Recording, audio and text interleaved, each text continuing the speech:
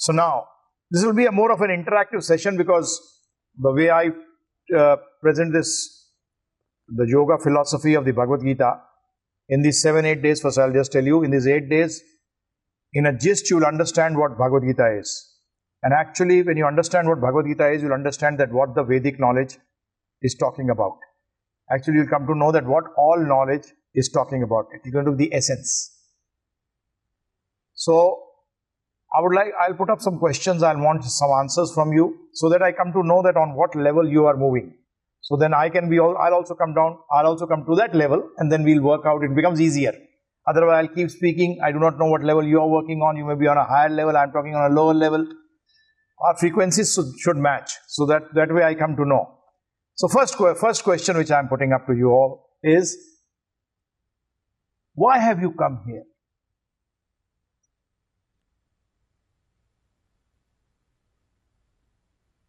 There should be some reason. Yes, please. To know about Bhagavad Gita. Okay. Yes. To learn about devotion. Very good. To find meaning of the life. Yes. To know about God. Yes. It grounds you. Okay. Anyone else? Or mostly this is encompassed? Yes. To know about spiritual life. Very good. So now let's see, are you coming with some different purpose? Because if everyone has got a different purpose, then we are finished. Our session finishes here only. Right? That way I'll have to give 8 days to every one of you. But now I'm going to just prove it to you that actually the goal of all of you is same. You want to know about Bhagavad Gita, right? Why?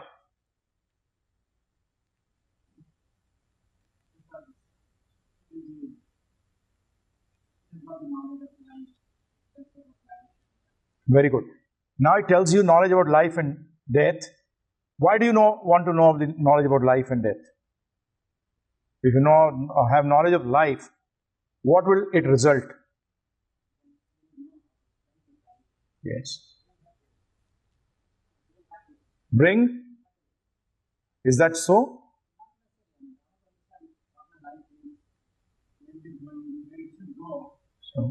So right, if you go in that line where it should go, and you should do what you should have to do, and you know the purpose, then what will it result into?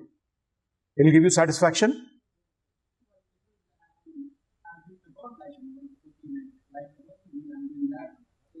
Right.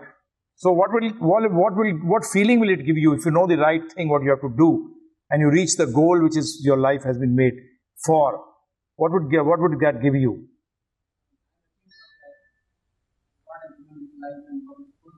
Yeah.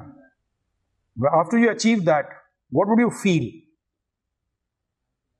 Happy, right? So happiness, right? You want to know about devotion? Why?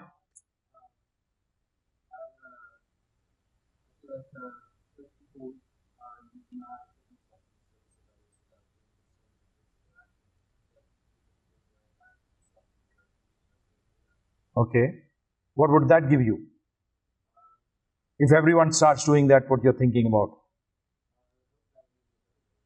Happy. Okay, so the goal is same. They're happy. You also ultimately want to be happy. Why do you want to know about spiritual life?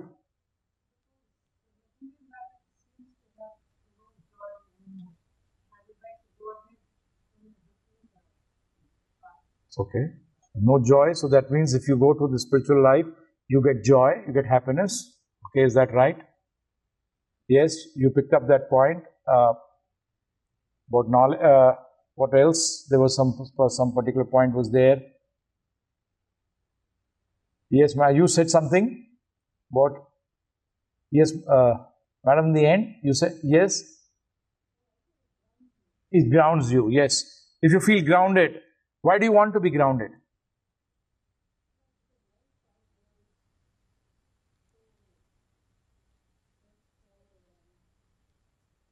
Yes.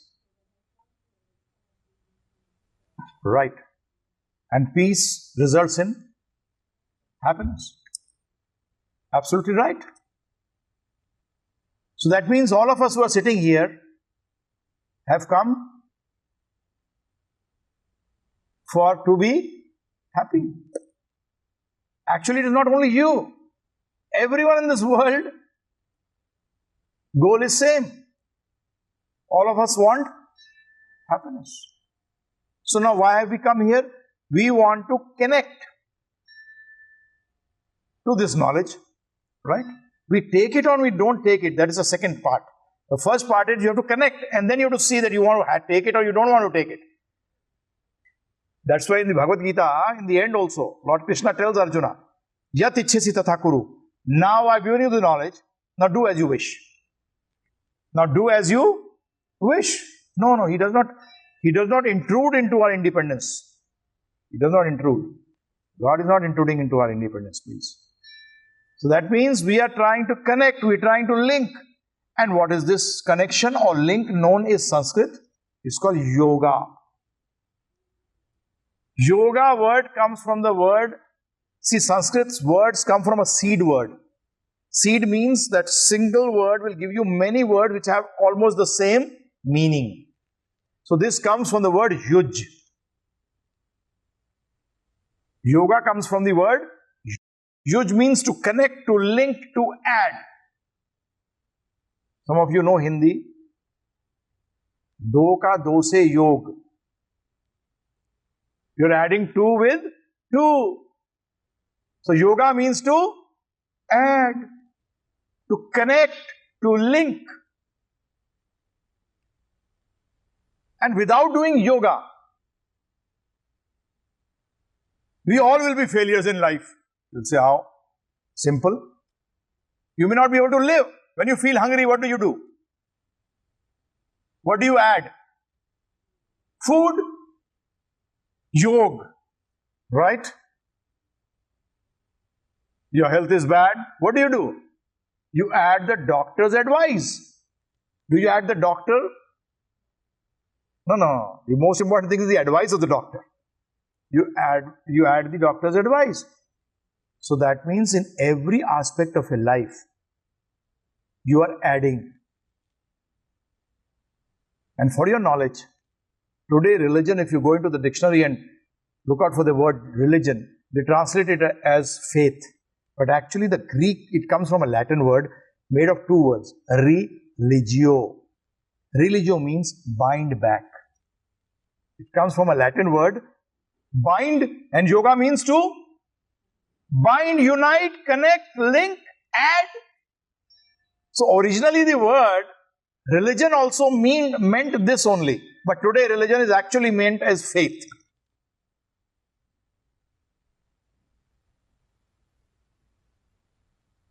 So now, if you add some person in your life who's not good or right, what will happen to you? You'll have problems. You go and eat food which is actually gone past its expiry date. What will happen? You fall sick. So that means you'll have to have knowledge to link with what? So that the result is favorable. You understanding? So you'll have to have knowledge. So with what should you link?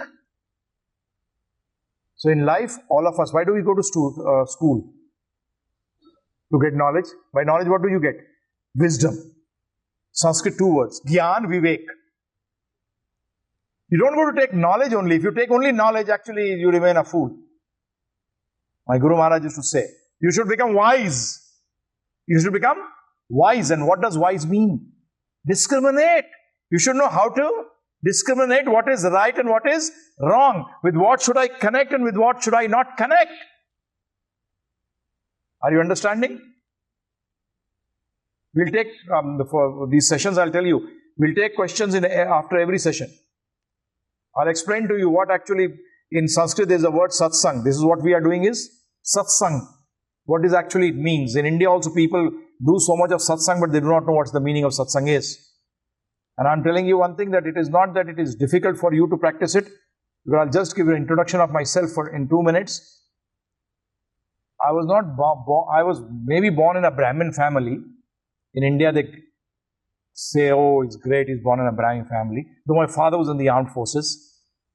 He was more of a Kshatriya than a Brahmin. He was in the army. I studied in convent schools. I did my hotel management. I've been a general manager of a 5-star hotel. So I was leading a normal, you can say, a life which actually in reality didn't have any meaning. I was just going ahead.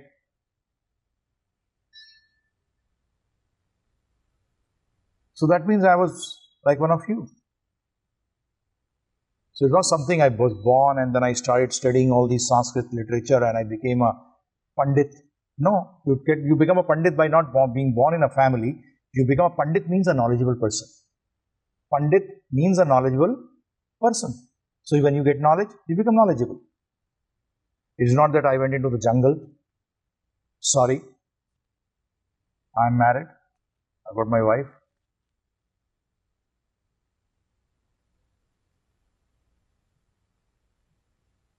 She's also from India. She's basically postgraduate in law. So I just want to come to you so that we can talk. Because you'll not think that I'm something, oh, this sadhu has come and he's come from the, I don't know from which Himalayas or all. Sorry, you don't have to go to the Himalayas. Solitary. Himalayas means what? Solitary. You can be sitting here and still not be here. And you can be sitting here and be here. Both type of people will be here. Some thinking of, oh, what's going on there, what's going on there. So you are here also and still not here, right? So solitary is not something where you go. Solitary is something which is in the mind. You're concentrating, you are in solitary means you are all alone. Nothing, no disturbances. And in this age it is very difficult. If you go to the Himalayas also, you'll find a plane flying over you. There's no solitary there also. You'll find someone trekking down. So it's not, for this age, very difficult. So now we come down to why Bhagavad Gita is the book of yoga. I'm going to take this point now. Because we have come here to understand yoga. First of all, for you, many of you must be knowing also. Taking birth in India, that plus point is there. Yogeshwar.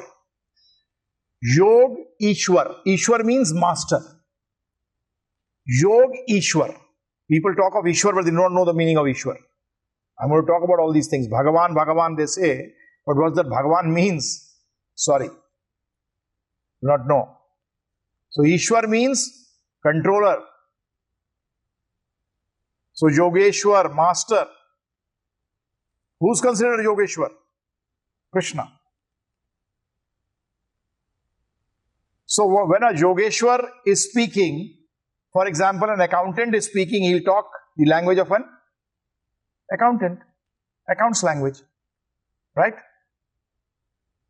When a physicist is speaking, he'll talk about physics. So when Yogeshwar is speaking, he'll talk about yoga. And that's what he says in Bhagavad Gita. He says in the 4th chapter, 1st verse, he says, I instructed this imperishable science of yoga. I instructed this imperishable science of yoga to sun god. Sun is a planet which is ruled by a person who is called sun god, whose name is Vivaswan.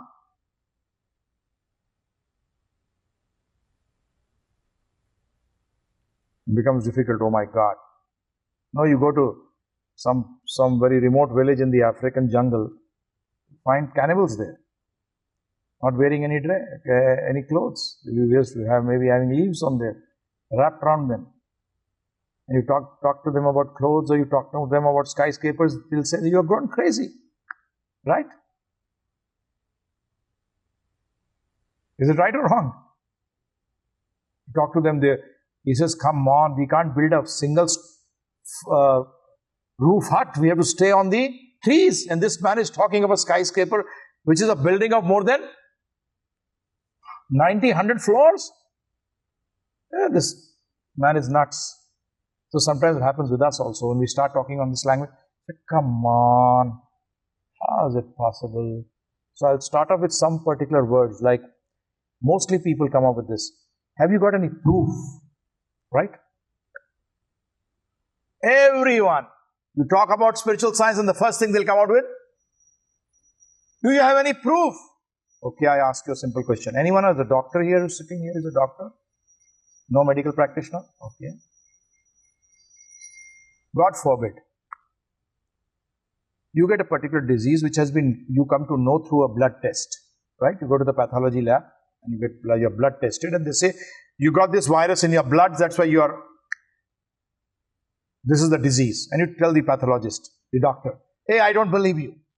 Show me proof. Okay. He puts the slide under the microscope and says, now you see it?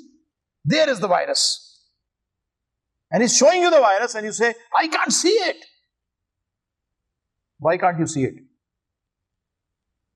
Because you don't have the knowledge to see it. So please don't ask for proofs till you don't have some basic knowledge of that subject. Don't make this mistake. And that's the mistake we make with spiritual science. Do we not do that? Initially, you'll understand your disease through the symptom. You may not understand that what is the cause of the disease, but the symptoms will tell you you are diseased. Is it right or wrong? You feel feverish. You got fever. It doesn't go down for the last 15, 20 days. You go to the doc. And the doc then tells you the cause of this fever. But you know that the cause is there, but you have come to know through the symptom. You can't know the cause. In the same way, sometimes people say, have you seen God? God is the cause, but the symptoms can be seen. That there is a creator. I have to start with this because it's very important. Mostly people question you. Tell me one thing, simple thing. I say, or you think yourself, that I had no father. I was born without a father and mother. To believe this, does it require a bigger leap of faith or to believe that I had a father and mother?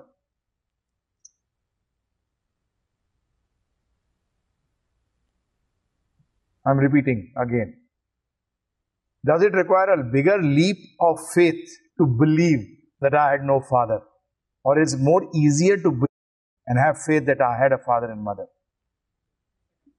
Second, you see something very intelligent be designed and you say, no, it came on its own. So please. So there is Vivaswan. So, but in the Bhagavad Gita it is stated that this imperishable science, but this imperishable science of yoga was coming down through disciplic succession. I'll talk about that later on. It was coming down, then it got broken. That succession got broken. Disciplic succession means from teacher to student. It was coming from teacher to student, then student. Actually, there is only one teacher, rest of all of us are students. Only that one is the teacher, rest all of us are. I am a student first, then a teacher. So actually you are a son first and then a father. Right or wrong? You are a son first and then a father. In the same way, this is called succession. So what happened? The succession got broken. So Krishna is telling Arjuna, now I'll give you this same yoga, I'll teach you. So in Bhagavad Gita, he is talking about what? Yoga.